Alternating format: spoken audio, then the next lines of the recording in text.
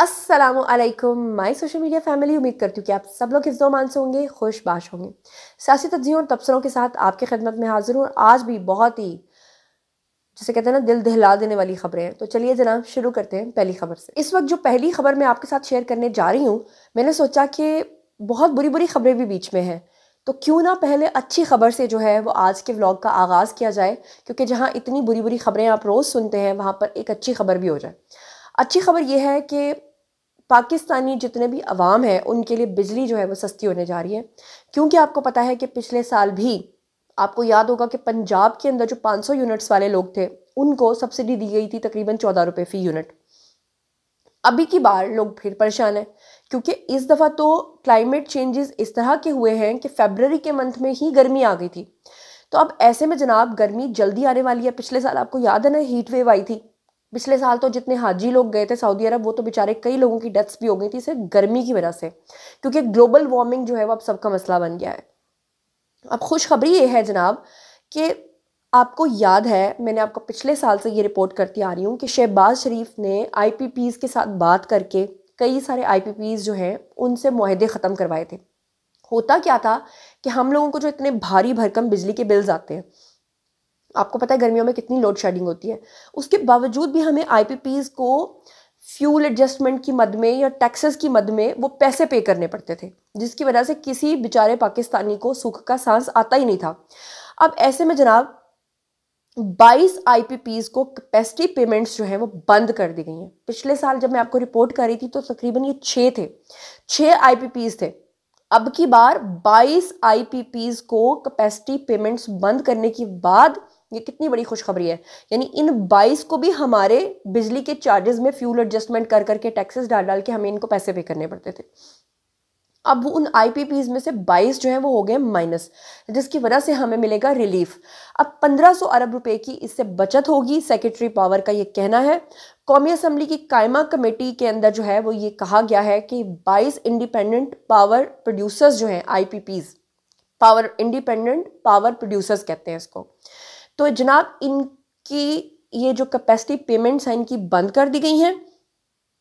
इससे 1500 अरब रुपए की ना से बचत होगी, बल्कि जितने भी सार्फिन हैं उनका जो भी फ़ी यूनिट यानी जो हमें पैसे पड़ते हैं पंजाब के अंदर, क्योंकि सबसे ज़्यादा हम बिल पे करते हैं, बाकी सूबों के अंदर बिल नहीं इतने ज़्यादा होते, तो कम से कम 5-5 रुपए की हमें पर यूनिट के पीछे रिलीफ मिलेगी।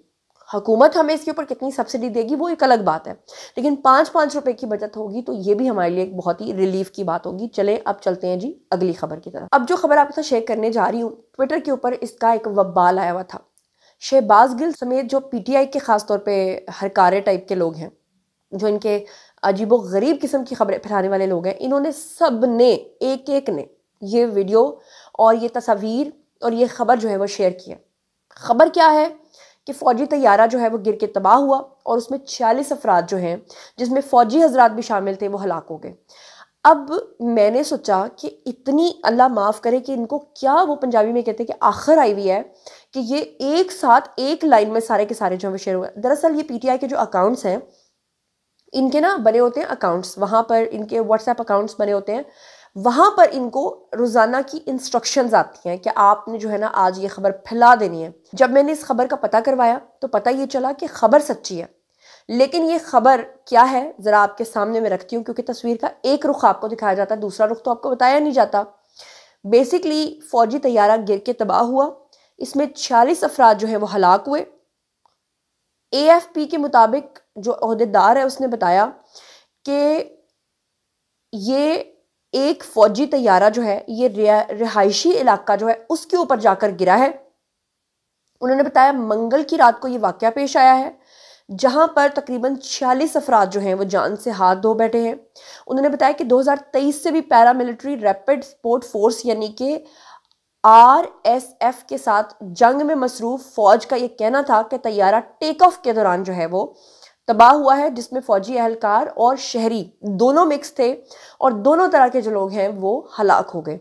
अब शर्मनाक बात यह है कि ये PTI वालों की एक विश तो हो सकती है, लेकिन अल्लाह का लाख लाख शुक्र है कि वाक़या पाकिस्तान में नहीं हुआ। ये वाक़या बेसिकली सूडान में पेश आया है। सूडान में एक इलाका है खर्तूम, वहाँ पर ये वाक़या पेश आया है और उसको यहाँ के वाक़े के साथ रिलेट कर करके इस तरह की गंदगी सोशल मीडिया पर फैलाई जा रही है। अभी आपने 2 दिन पहले देखा हॉर्स एंड कैटल शो हुआ, उसमें मरियम नवाज जो है उन्होंने हमारे जो आर्मी चीफ है उनको बुलाया और इन्होंने आर्मी चीफ के साथ मरियम नवाज के स्कैंडल बनाना शुरू कर दिए। गंदी गंदी हरकतें, गंदी गंदी बातें ये लोग करते हैं और अपना इनका लीडर जो है वो टेरियान का बाप है, अगर ये कह दो तो मैं कहती हूँ कि उसको ये ऐसे सुनी अनसुनी करते हैं कि कभी अपने लीडर से पूछने की जुर्रत भी नहीं करते कि हमें कम से कम टेरियान की हकीकत ही बता दो। तो मतलब जिन लोगों की गैरत मर चुकी होती है उनसे आप कुछ नहीं कह सकते। मेरा तो काम है आपको सच्चाई बताना, आगे आपकी मर्जी है जी। चलते हैं अगली खबर की तरफ। अगली खबर आपके साथ शेयर करने जा रही हूँ। सियासत की दुनिया के एक सहाफ़ी हैं, स्क्रीन के ऊपर आप देख रहे हैं, मैं नाम नहीं लेना चाहती।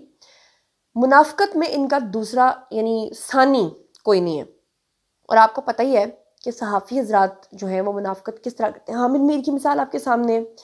इन लोगों का ना एक वतीरा होता है कि जो हुकूमत आ गई है, हुकूमत से भी फ़ायदे लो, फिर हुकूमत की मुखालफत शुरू कर दो ताकि उनको ऑफ़र करके किसी तरीके से उनका मुंह बंद कराया जाए, और अगर कोई मुंह बंद नहीं करा रहा तो फिर मुंह खोल खोल के उनके बारे में गंदी गंदी बातें करो। अब ये जो मोहतरम सहाफ़ी हैं इनका ना एक वतीरा है, ये आजकल व्लॉग्स बनाते हैं। एक दिन ये क्या करते हैं, पीटीआई के हक में वीडियो बनाते हैं, दूसरे दिन ये नून लीग के हक में वीडियो बनाते हैं। जिस दिन ये पीटीआई के हक में बनाते हैं उस दिन ये अच्छा खासा नून लीग और दूसरी जमातों को लताड़ते हैं, और अगले दिन ये मरियम नवाज के हक में बात करके दूसरों को लताड़ना शुरू कर देते हैं। इससे बड़ा फ़ायदा होता है मुनाफकत से। वो कहते हैं ना, या मुनाफकत तेरा आसरा। एक तो व्लॉग जो है वो देखा जाता है, दूसरा ये कि फ़ैन फॉलोइंग दोनों साइड्स पे बन जाती है। हालांकि लोग इतने बेवकूफ़ हैं कि उनको ये कहानी समझ नहीं आती, ये स्ट्रैटेजी समझ नहीं आती। इन साहब के ना मैं आपको 2 वीडियोस सुनवाना चाहती हूँ, लेकिन उससे पहले, इनकी हकीकत बताने से पहले, मुझे नून लीग के जितने भी बड़े बड़े साहिबान हैं, वुज़रा हैं, रहनुमा हैं, उनसे गिला है कि इसी तरह के लोग आपको वारे आते हैं।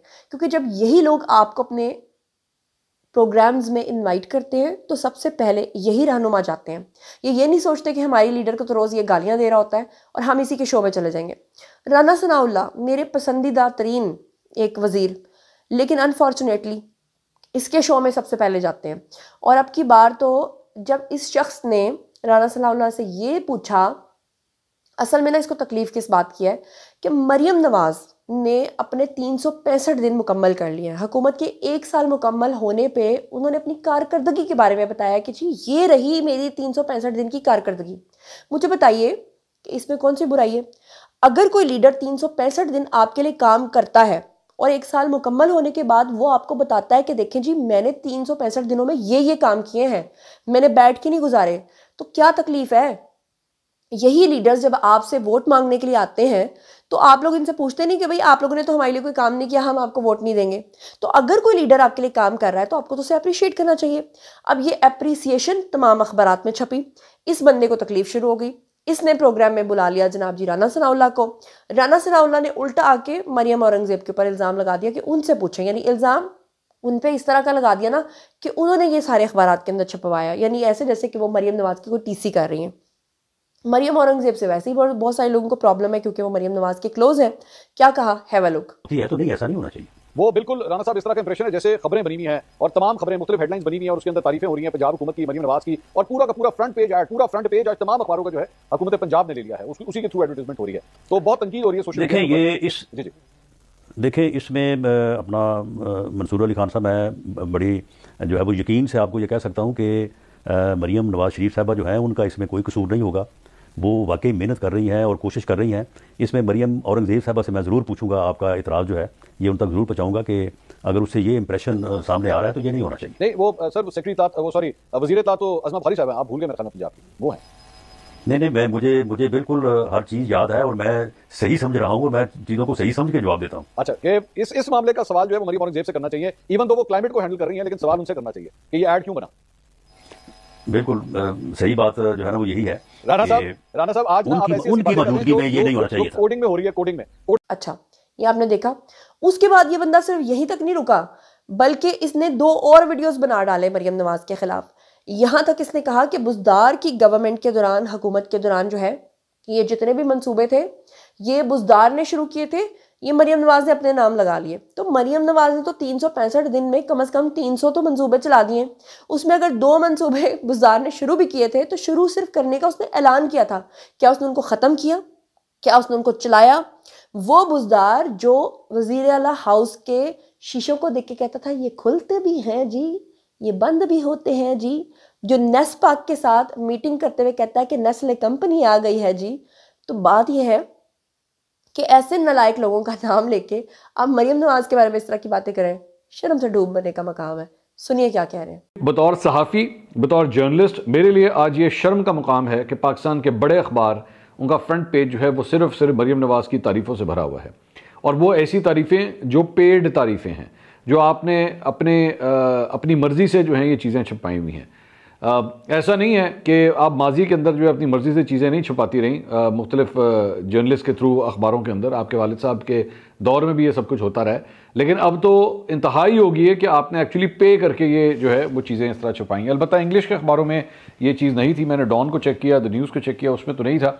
अब कुछ लोग कह रहे हैं कि हो सकता है ये कल के अखबार के अंदर, अंग्रेज़ी के अखबारों में भी ये चीज़ आ जाएगी। आई डोंट नो ये कल होता है या नहीं होता, लेकिन अ वेरी बैड टैक्टिक, मतलब everyone is actually cursing this कि ये हुआ क्या है। किसान कार्ड का इजरा बुज़दार हुकूमत कर गई थी, लेकिन मौजूदा हुकूमत ने इसे अपना मनसूबा बना के पेश किया।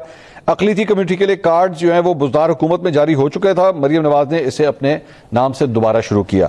मजदूर कार्ड भी पिछली हुकूमत जारी कर गई थी, लेकिन अब मरियम नवाज ने इसे दोबारा शुरू किया। सेहत कार्ड की सहूलियत कम करके अब मरियम नवाज की तस्वीर से अलग कार्ड जो है वो जारी हुआ है। इसमें सेहत से मुताल्लिक इलाज मुआलजा जो है वो फ्री किया गया है।